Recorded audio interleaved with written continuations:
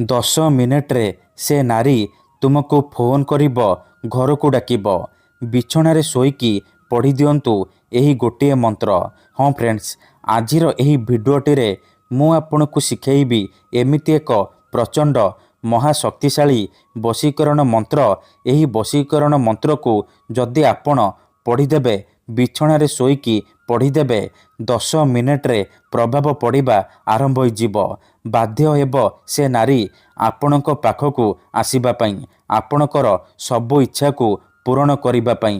କେବଳ ବିଛଣାରେ ଶୋଇକି ଏହି ଗୋଟିଏ ମନ୍ତ୍ରକୁ ପଢ଼ି ଦିଅନ୍ତୁ, ତାପରେ ଦେଖିବେ ଚମତ୍କାର କିପରି ସେ ନାରୀ ତୁମ ପାଖକୁ ଆସିବ, ଯାହା ଚାହିଁବେ ତାହା କରିବ।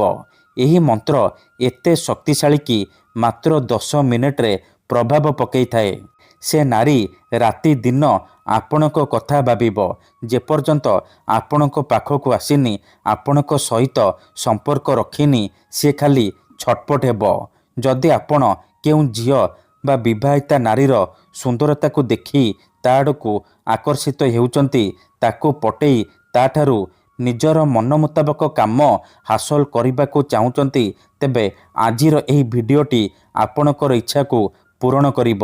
କାରଣ ଆଜିର ଏହି ଭିଡ଼ିଓଟିରେ ମୁଁ ଆପଣଙ୍କୁ ଶିଖେଇବି ଏମିତି ଏକ ମହାଶକ୍ତିଶାଳୀ ବଶୀକରଣ ମନ୍ତ୍ର। ଏହି ବଶୀକରଣ ମନ୍ତ୍ରକୁ ଯଦି ଆପଣ ରାତିରେ ଶୋଇବା ପୂର୍ବରୁ ବିଛଣାରେ ଶୋଇକି ପଢ଼ିଦେବେ, ତାପରେ ଦେଖିବେ ଚମତ୍କାର କିପରି ସେ ଝିଅ ବା ବିବାହିତା ନାରୀ 10 ମିନିଟ୍ରେ ଆପଣଙ୍କୁ ଫୋନ୍ କରିବ, ଘରକୁ ଡାକିବ। ନମସ୍କାର ଫ୍ରେଣ୍ଡସ୍, ଓଡ଼ିଆ ଫଣ୍ଡା ଚ୍ୟାନେଲକୁ ଆପଣମାନଙ୍କୁ ସ୍ୱାଗତ। ଯଦି ଆପଣ ଯେତେ ଚେଷ୍ଟା କରି ମଧ୍ୟ କେଉଁ ବି ଝିଅ ବା ସୁନ୍ଦରୀ ଭାଉଜକୁ ପଟେଇ ପାରୁନାହାନ୍ତି, ତେବେ ଆଜିର ଏହି ଭିଡ଼ିଓଟି ଆପଣଙ୍କର ଇଚ୍ଛାକୁ ପୂରଣ କରିବ।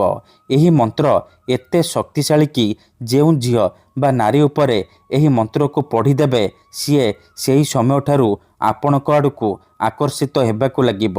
କେବଳ 10 ମିନିଟ୍ରେ 10 ମିନିଟ୍ରେ ସିଏ ନିଜେ ଆପଣଙ୍କୁ ଫୋନ୍ କରିବ, ଘରକୁ ଡାକିବ, ଯାହା ଚାହିଁବେ ତାହା କରିବ। ଏହି ବଶୀକରଣକୁ ପ୍ରୟୋଗ କରି ହଜାର ହଜାର ଲୋକମାନେ ଲାଭବାନ ହୋଇଛନ୍ତି। ନିଜ ପସନ୍ଦର ସୁନ୍ଦରୀ ଝିଅ ବା ସୁନ୍ଦରୀ ଭାଉଜକୁ ଅତି ସହଜରେ ପଟେଇ ପାରିଛନ୍ତି, ଆଉ ତାଠାରୁ ନିଜର ମନ ମୁତାବକ କାମ ହାସଲ କରିପାରିଛନ୍ତି। ତେଣୁ ମୋର ଆପଣମାନଙ୍କୁ ଅନୁରୋଧ କି ମନରେ କୌଣସି ଖରାପ ଉଦ୍ଦେଶ୍ୟ କିମ୍ବା କୌଣସି ଖରାପ କାମ ପାଇଁ ଏହି ବଶୀକରଣକୁ ପ୍ରୟୋଗ କରିବେନି। ଏଥିପାଇଁ ଆପଣଙ୍କୁ ବେଶୀ କିଛି କରିବାକୁ ପଡ଼ିବନି। କେବଳ ମୁଁ ଆପଣଙ୍କୁ ଗୋଟିଏ ବଶୀକରଣ ମନ୍ତ୍ର କହିବି। ଏହି ମନ୍ତ୍ରକୁ ଆପଣ ରାତିରେ ଶୋଇବା ପୂର୍ବରୁ ପଢ଼ିଦେବେ। ତାପରେ ଦେଖିବେ ଯେଉଁ ଝିଅ ବା ସ୍ତ୍ରୀ ପାଇଁ ଏହି ମନ୍ତ୍ରକୁ ପଢ଼ିବେ, ସିଏ କିପରି ଆପଣଙ୍କ ପାଖକୁ ଆସିବା ପାଇଁ ବାଧ୍ୟ ହେବ। ଯଦି କେଉଁ ଝିଅ ଆପଣଙ୍କୁ ଧୋକା ଦେଇଛି, ଛାଡ଼ି ପଳେଇଛି, ଆପଣଙ୍କର ନମ୍ବର ବ୍ଲକ୍ କରିଦେଇଛି, ଅନ୍ୟ କାହା ସହିତ କଥା ହେଉଛି, ଅନ୍ୟ କାହାକୁ ଭଲ ପାଉଛି, ଆଉ ଆପଣ ସେ ଝିଅକୁ ପାଇବାକୁ ଚାହୁଁଛନ୍ତି, ତେବେ ବିଛଣାରେ ଶୋଇକି ଆଜି ରାତିରେ ଏହି ଗୋଟିଏ ମନ୍ତ୍ରକୁ ପଢ଼ି ଦିଅନ୍ତୁ।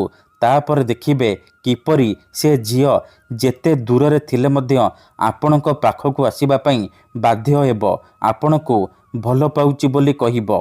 ଏହି ବଶୀକରଣକୁ ପ୍ରୟୋଗ କରି ଆପଣ ଶାଶୁ, ନଣନ୍ଦ, ଦିଅର, ଭାଉଜ କାହାକୁ ବି ନିଜ ବଶରେ କରିପାରିବେ, ତାକୁ ପଟେଇ ପାରିବେ, ତାଠାରୁ ନିଜର ମନ ମୁତାବକ କାମ ହାସଲ କରିପାରିବେ। ତେବେ ଏହି ବଶୀକରଣ ଆପଣ କିପରି କରିବେ, କେମିତି କରିବେ, ମୁଁ ଆପଣଙ୍କୁ ଶିଖେଇବି। ସମ୍ପୂର୍ଣ୍ଣ ପ୍ରୟୋଗ ବିଧି ଠିକ୍ ଭାବରେ ଶିଖେଇବି। ଜାଣିବା ପାଇଁ ଭିଡ଼ିଓଟିକୁ ଶେଷ ପର୍ଯ୍ୟନ୍ତ ଦେଖନ୍ତୁ। ଅଧାରୁ ଛାଡ଼ିକି ପଳେଇଲେ କିମ୍ବା କାଟି କାଟି ଦେଖିଲେ ଆପଣ କିଛି ବି ବୁଝିପାରିବେନି। ପରେ ଆପଣ କମେଣ୍ଟ କରିବେ, ଗୁରୁଜୀ ଆପଣଙ୍କର ବଶୀକରଣ କାମ କରୁନି। ଦେଖନ୍ତୁ, ଯେଉଁପରି ଆପଣ ଭଗବାନଙ୍କୁ ମାନୁଛନ୍ତି, ଭଗବାନଙ୍କ ଉପରେ ବିଶ୍ୱାସ ରଖିଛନ୍ତି, ନିଜର ସବୁ ଦୁଃଖ କଷ୍ଟ ଅସୁବିଧା ଭଗବାନଙ୍କୁ ଜଣାଉଛନ୍ତି, ଯଦି ସେ ଅସୁବିଧାର ସମାଧାନ ନ ହେଲା, ତାହାର ମାନେ ନୁହେଁ କି ଭଗବାନ ନାହାନ୍ତି। ସେହିପରି ମନ୍ତ୍ରତନ୍ତ୍ର ହୁଏ, ବଶୀକରଣ କାମ କରେ, କିନ୍ତୁ ଏହାକୁ ଆପଣଙ୍କୁ ସିଦ୍ଧ କରିବାକୁ ପଡ଼ିବ।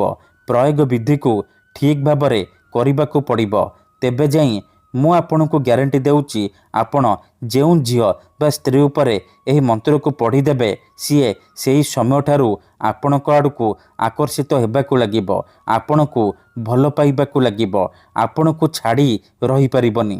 ଏଥିପାଇଁ ଆମର ତନ୍ତ୍ରଶାସ୍ତ୍ରରୁ ମୁଁ ଆଜି ଆପଣଙ୍କ ପାଇଁ ଏମିତି ଏକ ମହାଶକ୍ତିଶାଳୀ ବଶୀକରଣ ନେଇ ଆସିଛି। ଯଦି ଆପଣ ଏହି ମନ୍ତ୍ରକୁ ରାତିରେ ଶୋଇବା ପୂର୍ବରୁ ବିଛଣାରେ ଶୋଇକି ପଢ଼ିଦେବେ, ତାପରେ ଦେଖିବେ କିପରି ସେ ଝିଅ ବା ନାରୀ ଆପଣଙ୍କ ପାଖକୁ ଆସିବା ପାଇଁ ବାଧ୍ୟ ହେବ, ଯାହା ଚାହିଁବେ ତାହା କରିବ। ତେବେ ଏହି ବଶୀକରଣ ଆପଣ କିପରି କରିବେ, କେମିତି କରିବେ, ମୁଁ ଆପଣଙ୍କୁ ଶିଖେଇବି। ବିଧିଟି ଜାଣିବା ପୂର୍ବରୁ ଯଦି ଆପଣ ଆମ ଚ୍ୟାନେଲକୁ ପ୍ରଥମ ଥର ଆସିଛନ୍ତି, ତେବେ ଦୟାକରି ଚ୍ୟାନେଲକୁ ସବସ୍କ୍ରାଇବ୍ କରି ପାଖରେ ଥିବା ବେଲ୍ ଆଇକନ୍କୁ ମଧ୍ୟ ଦବାଇ ଦିଅନ୍ତୁ, ଯାହାଦ୍ୱାରା ଆମେ ଯେଉଁ ବି ଭିଡ଼ିଓ ଅପଲୋଡ଼ କରିବୁ ସର୍ବପ୍ରଥମେ ଆପଣ ଦେଖିପାରିବେ।